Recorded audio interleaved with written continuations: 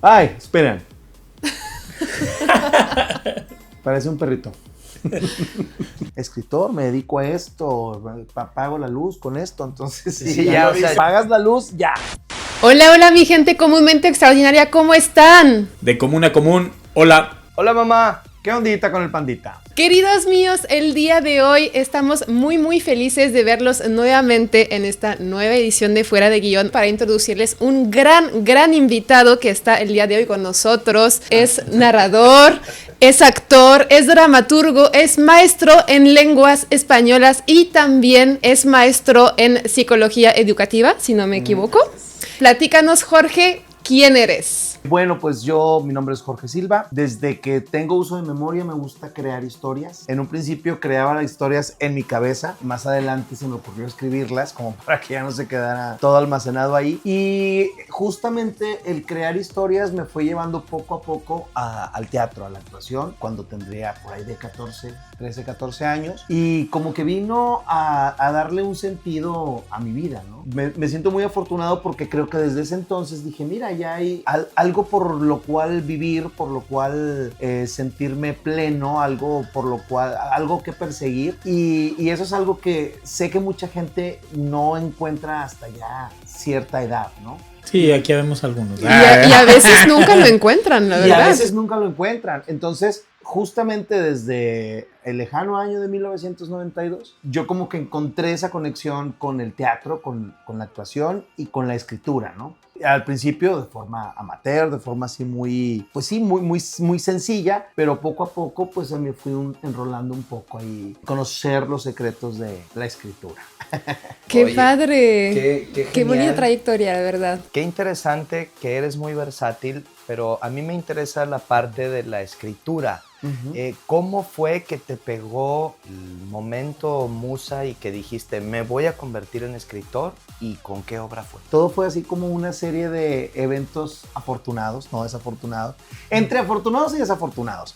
Porque cuando yo estaba de 11, 12 años, pues yo cargaba para todos lados con unas hojitas de estas que compras para luego meterlas en como un cartapacio o en un folder. Ya, de los tres agujeritos. De los tres agujeritos. Entonces ahí escribía mis historias, o a veces me tomaba sin permiso la máquina de escribir de mis hermanas, que mis hermanas estudiaron comercio, hermanas, lo siento. Entonces tenían una máquina de escribir de estas viejitas. Entonces la tomaba en las tardes y me ponía a escribir. Lo primero que escribía era una suerte de telenovelas o novelas, pues así, que eran más chistosas que dramáticas realmente. Y después, cuando ya empecé a hacer teatro, dije, mira, esto es mucho mejor, porque lo que yo quería plantear era historias que pudieran, con los diálogos y demás. Pero lo que más pesaba en mi adolescencia era ser actor. Yo quería ser actor, y cuando estaba en la preparatoria, mi idea era, cuando termine de esta tortura, me voy a ir a México a estudiar actuación. Entonces, cuando yo le digo a mi papá, me preguntan, bueno, ¿y qué vas a estudiar, hijo? Ya estás en tercer semestre de prepa y ya tienes que ir pensando qué vas a estudiar. Pues me voy a México a ser actor. Y mi papá se puso blanco, dijo, no le digas nada a tu mamá, espera, vamos a pensarlo bien. Y yo no tengo que pensar, y quiero ser actor. Y a partir de ahí le dije a todos mis amigos que quiero ser actor, o sea, ¿cómo voy a quedar? No, piensa en una carrera. Y la verdad es que sí había considerado como carreras música, pero no sabía tocar ningún instrumento, ni siquiera sabía tocar martinillo en el piano, descartada. Psicología, quería estudiar, comunicación, pero de pronto me encuentro con la carrera de letras. Digo yo, a ver, ¿qué es esto? Y veo que es sobre literatura, sobre guionismo, y dije, esto. Entonces, es una carrera que la verdad, mucha gente dice, oye, pues estudias eso, te vas a morir de hambre. Yo soy una prueba fehaciente de que no es así, de que uno no se muere de hambre, sino todo lo contrario, se alimenta bastante bien. Y entonces mi papá, con tal de que yo no siguiera con esta cosa de irme a México, me dice, sí, estudia eso. Perfecto. Sí, o sea, lo que quería tu papá era algo. Sí, retenerme. Aún así, yo me mantenía bastante rebeldito, porque decía, no importa, porque apenas cumple 18 años, me voy a ir a México. Ahorita no puedo porque tengo 17, pero cuando cumple 18 años, me pelo. Pero pues no, me enamoré de la carrera.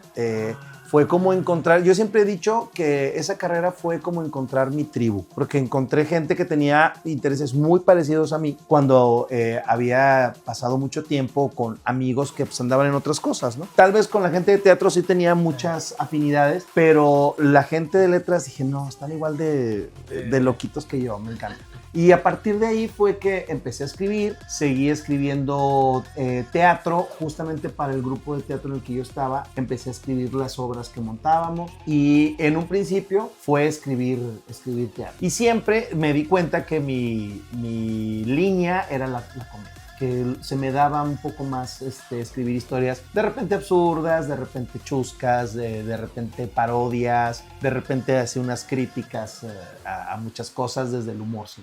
Oye, hermano, qué padre, digo, que a pesar de que agarraste lo del teatro, lo de la carrera de letras, pero que todo se hizo como un círculo, vaya, se unió una con otra y pudiste estar en todas a la vez, por decirlo así. Sí, de manera orgánica, padre, ¿no? Sí, realmente todo se dio. Fue muy gracioso porque yo siempre me he dado cuenta que he tomado realmente pocas decisiones en la vida y todas como que se me han presentado y yo, sí, lo quiero, sí, claro.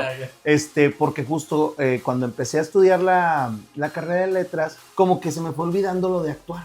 Lo fui dejando, fue mi primer trabajo en Escobedo, en la Dirección de Cultura. Tuve un grupo de teatro con adolescentes y ahí empecé a escribir varias de las obras que escribí ahí. Fueron, digamos, como mis primeras obras en serio. De hecho, una de las obras que escribí para ese grupo, que se llama Invasores de Cunilia, es una obra que todavía se monta después de 20 años, 20 y tantos años. O sea, te toca ir a ver y los sí, chavos... todavía hay varias obras que escribí en esa época, son de las obras que más se montan. Hijo, esto está genial eso. Que sobrevivan así las obras a través del tiempo, qué padre. Le he dado sus arregladitas porque pues sí necesitan que se pongan un poco al día porque de pronto sí hay mucha, sobre todo la comedia que hace mucha referencia a la actualidad. Entonces de pronto me encontré una pastorela con un chiste de Blankenau. O sea, eso es algo que pasó hace 30 años. Dije, no, creo que necesita una actualización. Oye, hermano, y un poquito fuera de guión, ahorita que hablas de la comedia, y nosotros hemos hablado mucho que aquí los 80s, Chevy Chase, de ese tipo de comedia lo adoptamos. ¿Tú tienes a alguien o algún grupo de películas o algún grupo de escritores que dijeras, de aquí yo tengo o agarro mucho de? A mí desde los 90s, mediados de los 90s y 2000s, me volví loco con Saturday Night Live, precisamente. Pues hay Chevy Chase. Los primeros castitos de Saturday Night Live. Y me gusta mucho y de repente utilizo mucho ese tipo de humor, que es un humor que a la gente de México, pues de repente no entra del todo, ¿no? Es diferente. Entonces, es muy agrio para los mexicanos porque es muy insultativo a la inteligencia. Sí, entonces hay gente que no le gusta tanto, ¿no? O hay cosas que no... Yo digo, tengo un humor muy raro. O sea, a mí, por ejemplo, las comedias que yo escribo ahora, sí recibo de pronto mucha ayuda de los actores en actualizar ciertas cosas o en proponer ciertas cosas, porque si yo escribo para mí, una comedia que yo escriba porque me da la gana, suele ser como chistosa, rara. O sea, no todo mundo se ríe de lo que a mí me da mucha risa. Híjole, claro, a mí me pasa eso, ¿no? Que veo algo es que esto y todos. ¿Esto qué?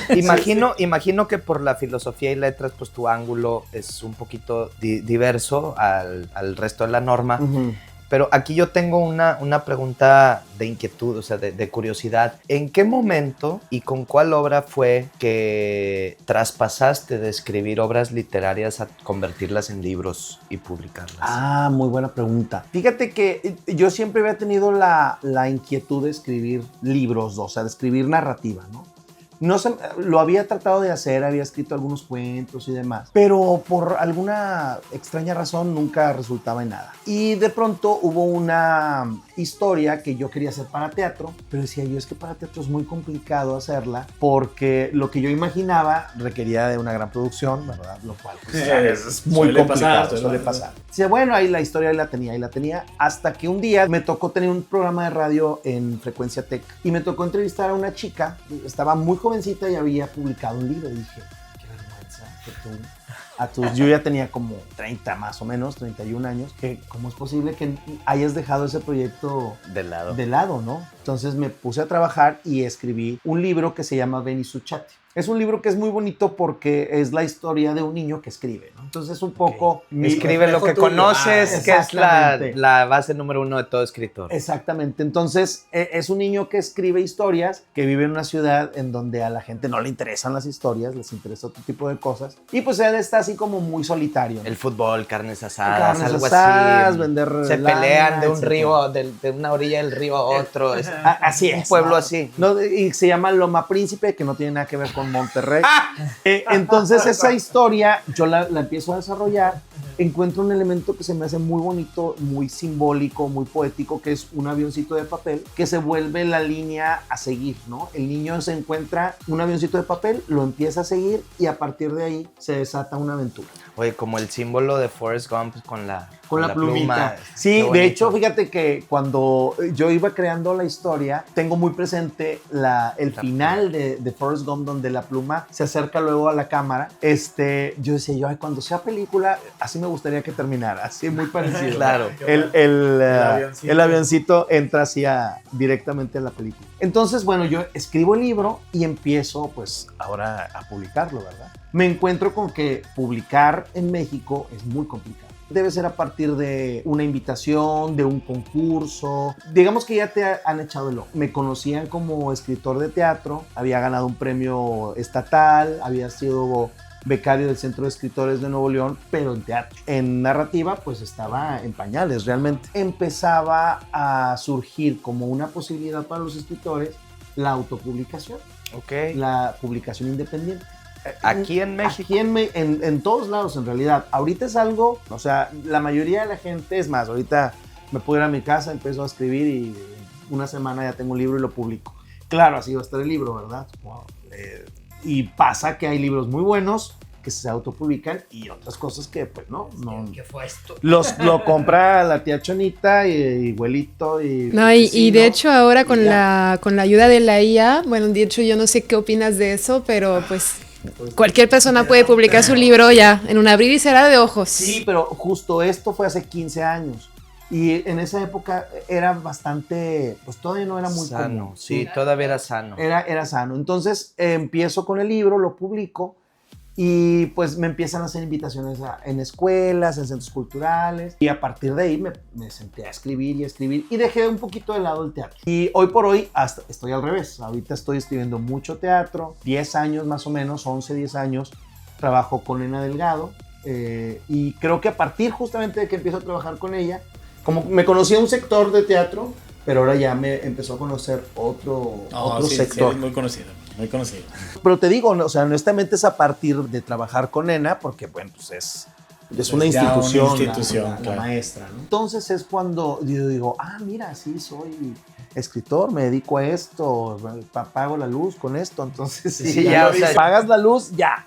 Yo quisiera saber, Jorge, ¿alguna anécdota de la cual te acuerdas en toda tu trayectoria, tanto como o escritor, o dramaturgo, o actor incluso, que nos quieras compartir? ¿Alguna anécdota chusca? O que digas, híjole, esa sí estuvo muy buena. Hay una obra de teatro que escribí en la época de finales de los 90. Era un musical que era larguísimo, iba a durar como 3 horas y finalmente yo nunca la monté. O sea, yo era director de ese grupo, pero nunca monté esa obra. Hasta años después un amigo la monta. Alguien del grupo de este chavo sube el texto a una plataforma. Cuando se empezaban a compartir cosas en redes sociales, no sé cómo llegó a una plataforma de textos de todo Latinoamérica y la obra de repente empezó se llama Los Fantasmas del Teatro Central.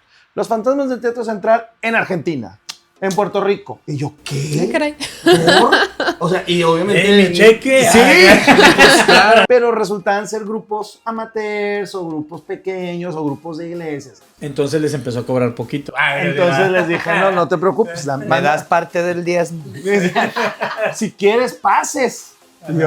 De avión. Y entonces pasó una cosa muy graciosa, que hubo un festival de prepas de teatro y veo anunciada Los Fantasmas del Teatro Central y yo, ¡Wow! ¡Qué bueno! Vamos ¡Qué a loco! verla. Sí, pero yo no aquí en Monterrey. Entonces, en esa época yo trabajaba en la escuela de teatro dando una clase de psicología del drama.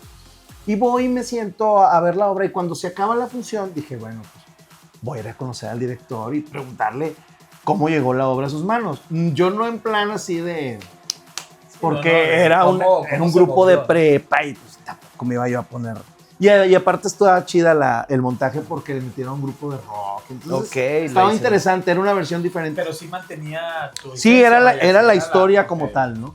Sí, con algunas modificaciones porque volvemos, era una obra que aparte ya tenía su tiempo.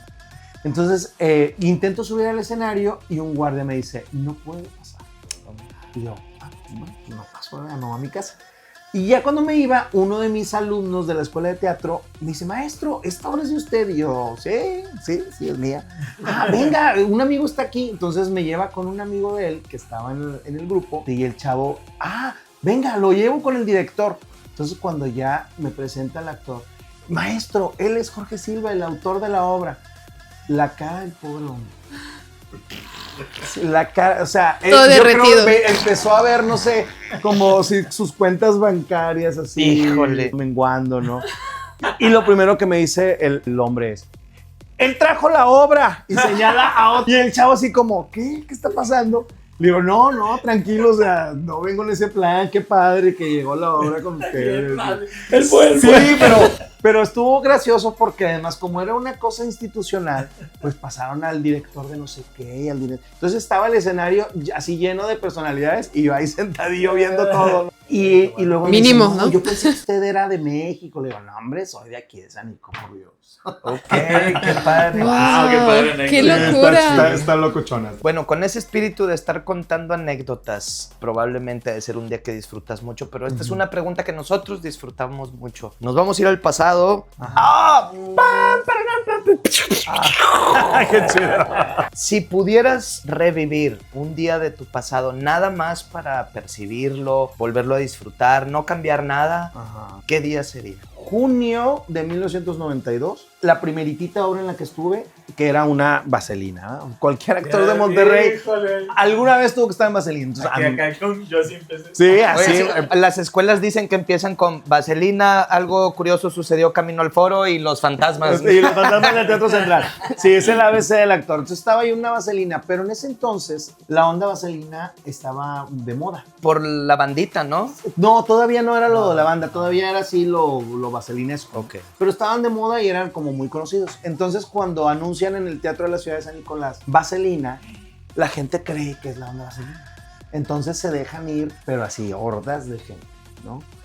Entonces tuvimos 2 funciones llenas, una función con gente en los pasillos cuando Protección Civil no tenía, ni siquiera existía, yo creo. O sea, no tenía ningún problema en que estuviera sobrevendido. Y entonces, de verdad que esa vez, todo el grupito pues, todos teníamos entre 14, 15, 16 años, nos sentíamos los grandes artistas porque nos gritaban y nos celebraban, al final nos pedían autógrafos. Y entonces tengo muy presente esa función porque hacíamos, antes de que empezara la obra como tal, hacíamos una especie de obertura, era como el sello del grupo que se llamaba Ensamble, era un grupo que tenía Juan Carlos Treviño y siempre hacíamos números con una obertura con luz negra. Entonces hacíamos una usando guantes, que era lo único que se veía el escenario oscuro y solamente... todo el cuarto Ay, parecía qué una bonito. pintura de Jackson Pollock. Muy bonito, sí, exacto. Ese teatro se me hace que surgió en Praga, ¿no? De lo que entendí, el concepto del teatro negro. Del teatro, exactamente. Y por ahí va este chavo. Estábamos en los 90s, pero eso era como ya ochenterón, ¿no? Todo esto de la luz negra, pero nosotros lo estábamos retomando apenas en esa época. Entonces me acuerdo que hacíamos una serie de movimientos, de una coreografía, y la gente se sorprendía de ver manos volando. Entonces esas funciones que eran de llenos totales, yo creo que me gustaría volver a ese día porque fue realmente mi primera presentación ante público como actor y cantando además en esa obra. Fue como un inicio muy significativo, muy padre, muy cálido. Y sí me gustaría volver a esos días porque bueno, ahora aquí en Monterrey hay ocasiones en donde uno hace una función de teatro, pues a veces lleno, muy padre, pero otras veces con 10, 15. Claro. Y me ha tocado dar función para En una ocasión se vendieron 2 boletos, pero solo fue una persona. Un saludo a Ricardo Villarreal por el zorro y las uvas. Sería el que me encantaría revivir, como para decirle al muchacho ahí. Sí, Aprovechalo porque eso lo vas a decir. ¡Disfrútalo! De todas maneras, digo, la gente ahí se quedó hoy. Qué padre. No, pero qué padre además que te atreviste proponiendo algo totalmente diferente a lo que había en aquel entonces, ¿no? Sí, O sea, porque además sabes que... no empezaste sencillo. Ese teatro se estaba estrenando apenas, el Teatro de la Ciudad de San Nicolás. Oh, muchas felicidades. Si pudieras vivir por un momento o por un día en el cuerpo de alguna persona, igual no para cambiar, y en cualquier época del tiempo, para sentir precisamente esa experiencia de otra persona, ¿en qué cuerpo? Ay, me gustaría, por ejemplo, estar en la mente o de Shakespeare o de Chaplin. Muy interesante. Sí, en el caso de Chaplin se me hace muy interesante que a partir de lo físico nada más hizo lo que hizo, ¿no? Sí, tú ves todavía Chaplin, las películas de Chaplin y es una belleza, ¿no? Y las tiempos modernos. Exacto. Es todavía un El gran icono de dictador, comedia. Bueno, El de Gran Dictador quería reservármelo un poquito porque lejos de la comedia fue el primer diálogo en la historia del cine. Entonces usaron a Chaplin y bueno, pues el peso que tiene ese claro, diálogo. y sobre todo que una cosa que para mí es muy valiosa de la comedia, que yo procuro emplearlo como recurso, es la crítica social a través de la risa, ¿no? Claro. Que la comedia puede ser una comedia simplona, que te ríes de las situaciones, pero siempre es importante enriquecer esas situaciones con un contexto, con algún comentario, con alguna situación de actualidad, era lo que decía recién, como para Enriquecer, ¿no? Sí, y dar una crítica, y dar una percepción del mundo, que es una de las cosas que me gusta de la escritura, que finalmente tú dejas tu impronta, tu manera de ver la vida y la realidad a través de tus textos, ¿no? Y que otra gente los interprete, los actúe también, de pronto es muy loco, ¿no? Entonces me gustaría mucho Shakespeare también para ver cómo demonios hizo lo que hizo. O sea, justamente Shakespeare, la mayoría de sus historias eran historias que ya que ya existían, ¿no? Romeo y Julieta era un caso que ya había ocurrido un hecho similar, pero la manera de emplear el lenguaje, las metáforas, hay muchas palabras del inglés que surgen a partir de las obras de Shakespeare. La genialidad de lo que hizo, me gustaría saber cómo funcionaba su cabeza. Sí, y ha de ser respuesta. muy impresionante estar, ya ves que parte de la magia de Shakespeare era que generó lengua para como en parodia a lo que era el teatro, Uh-huh. y lo corría en público. Entonces era como un punk. O sea, la gente no sabía, de repente salía el otro, y luego que el otro, y no, sí, y entonces la gente estaba sentada pisteando vino y todo, y se quedaban, ¿qué es esto? ¿Qué onda? ¿Qué Entonces, a vivir esa experiencia y absorberlo, ha de ser un jubilazo. Y sí, te digo, conocer cómo funcionaba su cabeza. Claro. Nada más estar un ratito para ver cómo funcionaba, porque las condiciones de higiene de esa época como Uy, que no. no, eso sí ya no me hubiera gustado. Pues déjame decirte, Jorge, que no has roto con la tradición del podcast. Nos dijiste 2 personas. Muy bien, muy bien. Entonces eso está perfecto. Y bueno, para seguir un poquito con esa línea, me gustaría saber si tú pudieras ser un superhéroe. ¡Oh! ¡Nos la robaron! Sí. Yo la robé esta vez, me tocó a mí. Okay. Si tú tuvieras la posibilidad de ser un superhéroe, ¿quién serías? ¿Cómo sería tu traje, tus colores y tus poderes? Tienes 2 poderes, pues. Tengo 2 poderes. Muy bien. Fíjate que me da risa porque cuando era niño, mis vecinos y yo jugábamos, obviamente, a los superhéroes. Entonces teníamos cada uno... ¡Es Maya! Se nos Y cayó Maya el al Goku. rescate. Sí. Okay. Entonces cada uno había creado sus personajes. A mí de niño yo adopté el nombre de Jorgino. Era mi primer nombre artístico cuando empezaba a My escribir. name is Giovanni Giorgio, but everyone calls me Giorgio. Giorgio. Y entonces dije, bueno, si Jorgino tiene que su superhéroe sería Jorgino Maravilla. O sea, existía Sí. todo. Yo lo había dibujado y demás. Qué Luego se genial. lo pasó a un amigo que dibujaba chido, porque siempre he dibujado terrible. Y él hizo una versión muy padre, que por ahí debo tenerlo. Próximamente aquí la El veremos. crossover Aquí de sí lo ponemos. Jorgino Maravilla Maravilla. y Friduchis. Oye, bueno, y la verdad es que no me acuerdo de qué poderes tenía. De entrada sí volaba. De entrada volaba. Pero creo que así como para encontrar un poder así locochón. A mí uno de los superhéroes que más me gustan es el Doctor Strange. Entonces me gustaría que tuviera un tipo de Magia de poderes ilusión. sí, o sobre todo que supiera Mención. manipular mentes, entrar a la mente, distorsionar la realidad. Eso me gusta. Que todos disfruten mis obras. Sí, claro, disfruten mi obra, aunque esté bien aburrida, no me importa. Para el bien, para ti. Sí, para mí, claro, para verme gandalla de que ya dije 2 personajes o así, 3 poderes, la invisibilidad. Oh, no me quiero cambiar. Me hago invisible. Sí. O no quiero aguantar a nadie. Sí, ese está muy bueno, ¿Y ese los poder. colores? ¿Te acuerdas más o menos cómo te dibujaron o qué colores te gustan? Era rojo con amarillo, me parece. Sí, de repente así como muy McDonald's o algo así, yo creo. Sí, veía el traje y daba hambre, no sé por qué. Yo iba a decir Iron Man, pero bueno. Nos fuimos.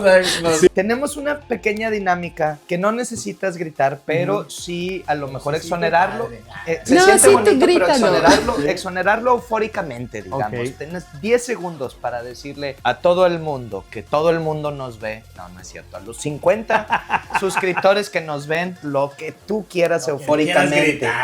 Vayan al teatro, por favor, dense la oportunidad de ver historias mejor que 4XD, porque los tienen ahí enfrente. Y lean libros, busquen el libro que más les guste y léanlo y sean muy felices. ¡Sean felices! Para Muy gritar. importante, 2 cosas que dijiste muy importantes que nosotros lo hemos estado experimentando. Una es difundir el teatro para que la gente tenga una experiencia diferente, que eso es genial. Y sí, no seamos analfabetas, gente, leamos, por favor, hombre, miren lo que está Totalmente. pasando. Por Sí, Dios, audiolibros, hombre. audiolibros. Sí, aunque sea, miren, busquen el audiolibro y el libro físico, escúchenlo y leanlo. Es bueno, es buena experiencia. Y aparte creo que mueve ahí la cuestión neuronal muy bien, entonces. Sí, Oye, eso Ernesto, es cierto. y aprovechando, digo, ya que nos das ese consejo, pero ¿qué consejo darías también para aquellos que están a lo mejor persiguiendo su sueño o están en que sí, que no? ¿Qué consejo también les darías? Digo, lo de la lectura, lo de ir al teatro, pero yendo a perseguir el sueño, ¿qué consejo a alguien como tú, qué consejo les darías? Uy, caray. Pues mira, yo siempre he dicho que en gran parte me ha ido bien en esta cuestión porque he sido muy imprudente. En el sentido de que me ha valido. O sea, entonces dije, desde que te vas a morir de hambre, si estudias de eso. No es cierto, no me morí. Estoy bien lleno de vida. Yo me quisiera morir tantito.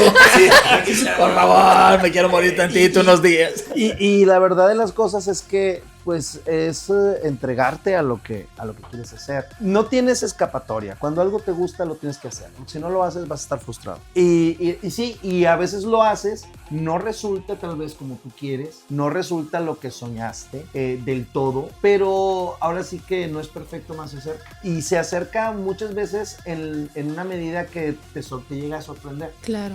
A mí me ha sorprendido en muchas ocasiones. Hay veces en donde digo yo, wow, o sea, qué maravilla que finalmente le aposté a algo y que tal vez alguien me pueda decir, pero bueno, a ti quién te conoce, que si te conocen aquí en Monterrey nada más. Le digo, bueno, es que en realidad si uno lo hace por la fama, pues empiezas a hacer cosas que ahora es muy fácil hacerte famoso, haciendo videos. Algo viral. Algo viral, alguna cosa extraña o alguna cosa incluso imprudente, Absurda. algo absurdo, pero uno tiene que concentrarse en hacer lo que haces y lo que venga como resultado de ese trabajo. La responsabilidad del Lo mensaje, recibes. qué bonito. Sí, eso sí, y lo recibes con mucho gusto. Yo ya puedo decir ahorita, digo, bueno, ya, si yo ya después de esto ya no hago nada, que bueno, he tenido experiencias muy bonitas. Como autor me ha tocado estar presente en un estreno de una obra y que me pasan al escenario y la gente reacciona muy bien. Me ha tocado estar en mis propias obras actuando, que se han publicado. Ahí tengo una publicación de obras en una editorial que se llama El Milagro, y cuando yo estaba estudiando la carrera iba mucho a la Cineteca, y esa editorial tenía ediciones de guiones de películas y de obras de teatro, y yo las veía y decía, algún día. Y se me hizo, o sea, y es algo que dices tú, bueno, uno no sabe, es un camino que no sabes a dónde vas a llegar, y lo más recomendable es disfrutar el camino.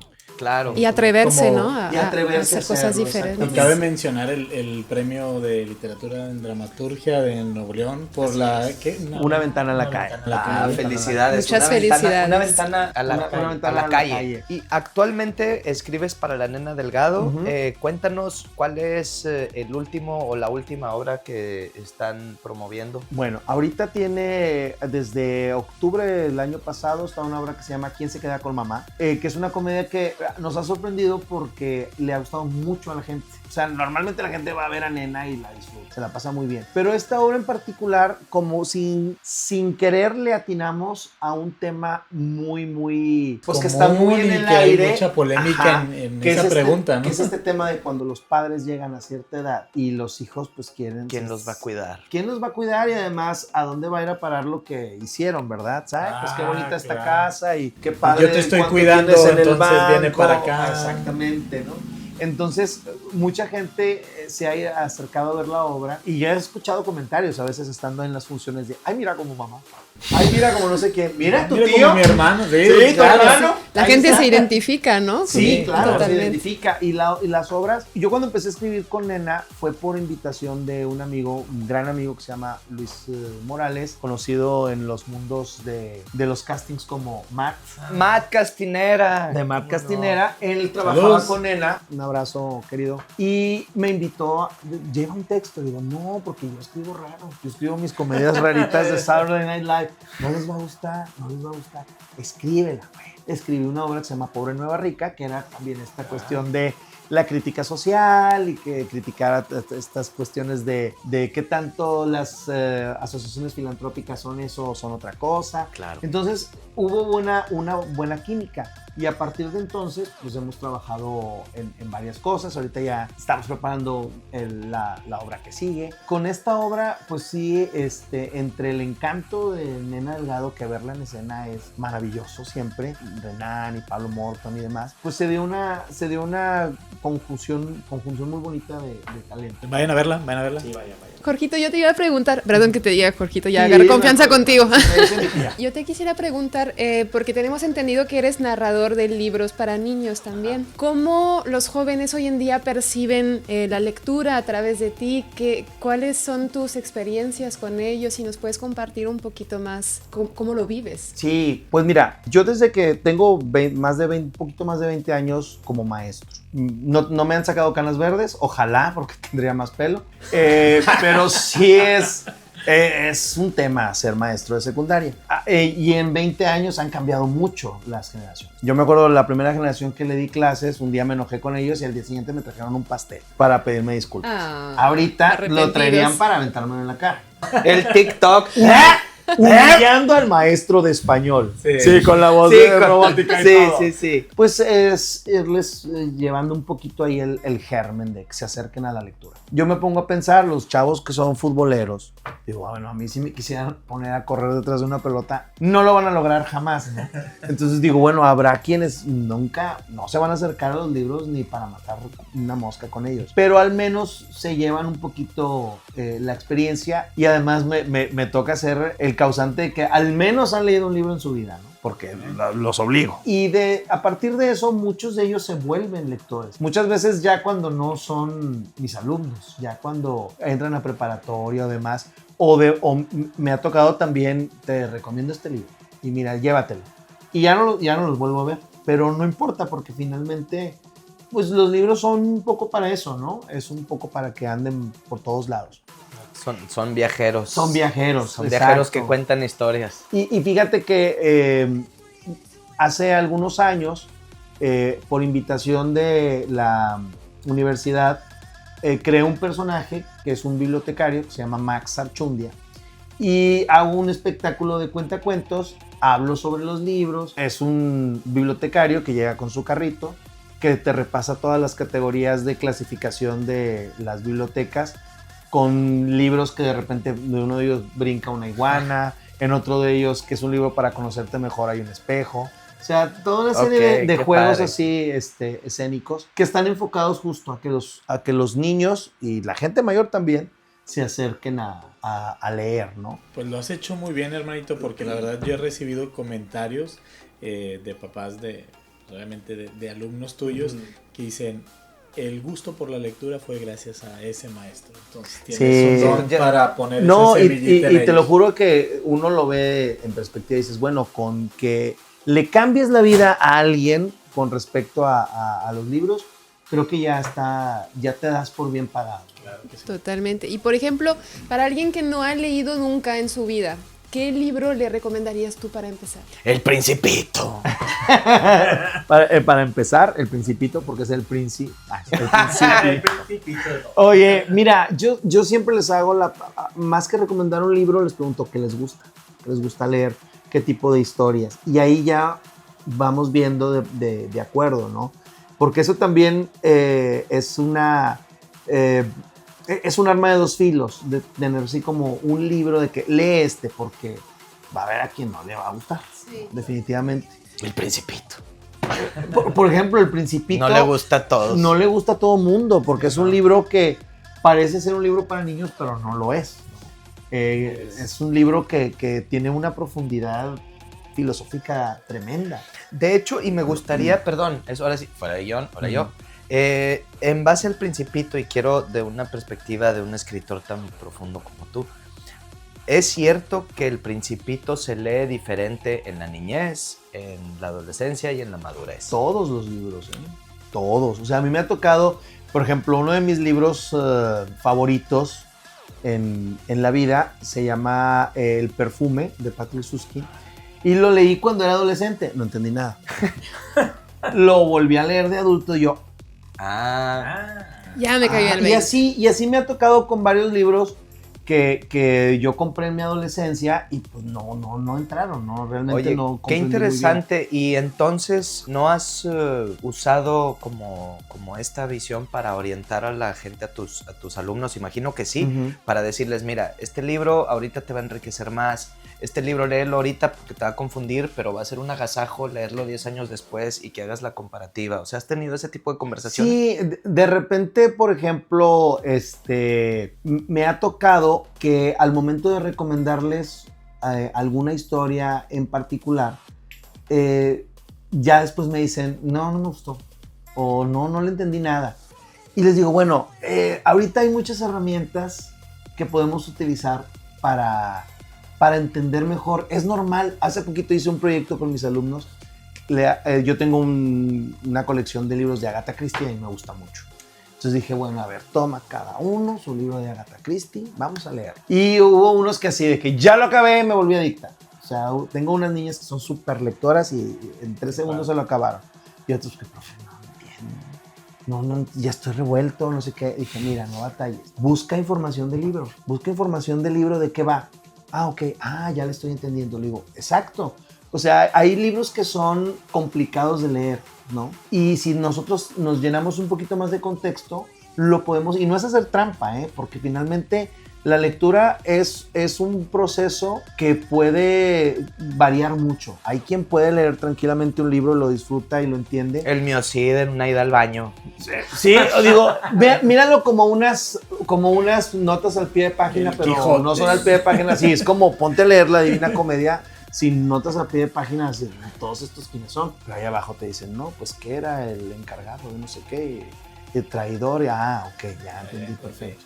Entonces, ahora creo que hay muchas maneras de lograr que un libro te atrape. Te atrape. Sí, y les digo, y si no les gusta, pues ni modo no les gustó, y hagan en su reporte que tienen que hacer, el libro no me gustó, porque no me tienen que decir, aparte digo, a mí me gusta, pero a lo mejor a ti no te va a gustar y es perfecto, es válido. Como un club de lectura, básicamente. Exacto. Enfocado al conocimiento. Exactamente. Ay, pues. Sí, no, y justo a que tengas la oportunidad de disentir, ¿no? a una amiga a mí me platicaba que si es que mi maestro en la secundaria nos ponía a leer El Quijote. Ay, pues, o sea, está... Yo siento que... Un saludo a Roberto Galván, mi maestro de secundaria, que también nos puso a leer el Miocid y el Quijote. El Miocid, bueno, yo también. Pero yo no era tan cruel. Los ponía a leer... El Miocid, ¿ya vio? Yo les ponía el Lazarillo de Tormes. Sí. Yo todavía le debo a ese profesor, el Roberto Galván, el reporte. No, análisis literario de Marianela, nunca se lo entregué. Ay, no, qué bueno. Sí, bueno, por ejemplo, Lazarillo es un libro que empieza muy interesante.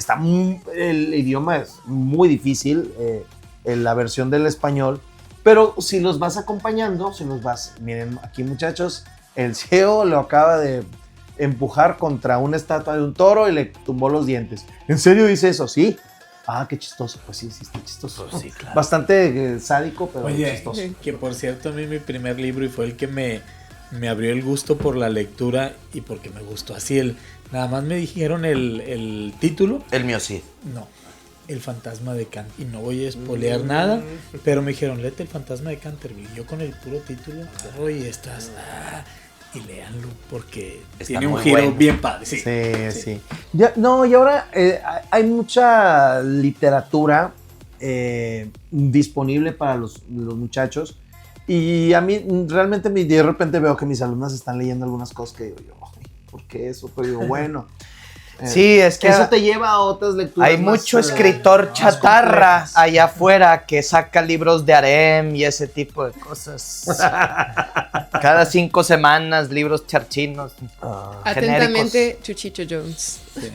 Aquí los libros charchinos, los pueden comprar. Aquí están, les puedo decir dónde están todos. Yo me acuerdo que empecé de chiquita, de hecho mis papás no entendían bien el por qué había agarrado ese gusto, pero por leer libros de terror, literal, historietas así chiquitas. Recuerdo que se llamaba Piel de Gallina. Bueno, en francés, Goosebumps, sí, los Shell de de Dark Pool. Times. Buenísimo. Todas las noches, en vez de irme a dormir temprano, a las 10 yo estaba ahí leyendo mis historias de terror. Pues bueno, o sea, creo que no quedé tan loquita después de...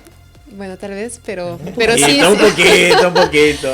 Sí me ha ayudado mucho en poder adentrarme dentro del mundo de la lectura también, porque después he ido... Pero es locura de la buena. Sí, con Sí, los ¿verdad? libros te dan locura de la buena. Sí, eso siempre lo he dicho, ¿no? No importa lo que les gusta, lo principal es que lean. Ahí está el mensaje. Sí. Nuestro querido Salam, que está aquí en postproducción, en la parte de atrás, tiene una pregunta para nuestro invitado. Por favor, adelante. Saluda con el dedillo. El pequeño Salam, ¿ya lo conocen? Muy bien. ¿Qué lectura para adolescentes no recomendarías? O para personas que están empezando y le dan, no sé, las de Crepúsculo, Ajá. o sea, ¿qué lecturas no recomendarías principalmente para adolescentes y para los adultos grandes que están comenzando? Ningún libro de Chucho Jones. Mira, bueno, sabes que es una pregunta complicada porque yo con el tiempo entendí que todo libro, hasta malo, es bueno. O sea, uno aprende. Hasta de los malos libros aprendes a no hacer ese tipo de libros o no volver a leer ese tipo de libros. La verdad sea dicha. Hubo un tiempo en donde, o sea, mi recomendación siempre era no leas nunca a Carlos Cuauhtémoc Sánchez. O sea, evítalo en tu vida. A pesar de que cuando yo lo leí dije, pues está entretenido. Ya después dices tú, pero se empieza a meter con unos temas ahí extraños y también como a dar esta cuestión de moralina y demás. Y ahí ya se vuelve chocante. ¿Carlos quién? Carlos Cuauhtémoc Sánchez. Nunca le dan a Chucho Jones. Sí. Y entonces creo que los libros que te intentan convencer de algo, de ser de determinada manera, no sé. Para mí los libros siempre tienen que ser un instrumento que te ayude a conocerte con todas tus luces y todos tus oscuros. O sea, no que te digan eso, no lo hagas, está mal. O sea, un libro que te diga... a mí como escritor para niños, yo evito decirle a los niños, no hagas esto, no hagas lo otro. Qué güey. No. O sea, al contrario, es conócete, que creo que eso es lo valioso de los libros. Entonces, todo libro que intente obligarte a hacer de alguna manera determinada, es un libro que no recomendaría. Oye, pues Muy qué bien. buena bonito. recomendación. La mejor recomendación, sí. Y bueno, Salam, muchas gracias por esa gran pregunta. Gracias. Próximamente ya estaremos viéndolo más de Dedito este Salam. lado, haciendo más preguntas. Y bueno, yo creo que estamos llegando a la recta final de esta A la gran entrevista pregunta. y a la Ándale, gran ándale, pregunta que ándale, gracias Maret. me tocó. Esta Madre. es una pregunta bien bonita Ujú. y dejamos siempre a la gente con esto porque ya te hemos conocido, eres extraordinario, eres genial, Totalmente. eres una necesidad en este país y en esta época. Así que bueno, pues un júbilo conocerte, pero de tu perspectiva quisiéramos saber, porque ya nos dejaste todos curiosos, ¿qué te hace a ti comúnmente extraordinario? Me guío mucho por la intuición, me guío mucho por lo que le da sentido a mi vida, que es crear, que es disfrutar de las historias. Yo me doy mi tiempo para mí, por ejemplo, ver una película, leer un libro no es un entretenimiento, es como hasta cierto punto una obligación, una nutrición que requiero para hacer lo que hago, ¿no? Hay días en los que digo yo, me siento profundamente afortunado de tener la oportunidad de que tanto lo que escribo o subirme a un escenario es algo que está al alcance de mi mano y que lo he procurado y me ha costado, porque a lo mejor yo podría ser un regio muy productivo en términos materiales, económicos, hubiera sido ingeniero, etcétera, etcétera, pero siempre me he guiado por lo que me gusta, ¿sí? Soy hedonista en ese sentido, de que digo, oye, a mí me gusta y lo voy a hacer porque la vida se va en eso, o sea, uno tiene que disfrutarlo. Entonces creo que lo que me hace extraordinario es que disfruto realmente lo que hago, es algo que me da felicidad, me da placer, me da satisfacción, me da sentido a la vida y creo que eso es lo fundamental. Qué genial, o sea, un verdadero aventurero de la escritura que difunde y siembra el gusto por ello. Que disfruta lo que hace. Impresionante, pues muchísimas gracias Jorge por estar presentes el día de hoy con nosotros, por transmitirnos tu conocimiento, tus consejos, tus anécdotas, la hemos pasado muy bien aquí contigo. Igualmente, muchas gracias. Aquí saldrán todos sus libros, todo lo que ha escrito, la Sí, verdad es vayan una a ver la persona muy descripción. interesante y vayan a ver Aquí les vamos a dejar sus toda la obras información. Y bueno, quiero agradecerles a todos por haber visto nuevamente este podcast del día de hoy. Por favor, si les ha gustado, no olviden compartirlo mucho, denle like, pulgarcitos hacia arriba y nos vemos todos los jueves a las 6 de la tarde. Ahí nos estamos viendo. También no olviden seguirnos en redes sociales. Gracias nuevamente, Jorge, por tu gracias a presencia. ustedes. Gracias, Muchas hermano. gracias. Gracias. Y sin más Gustazo. por el momento, esto fue... Fuera de Guión. Fuera de guión. ¡Pau! ¿Cómo era? Así.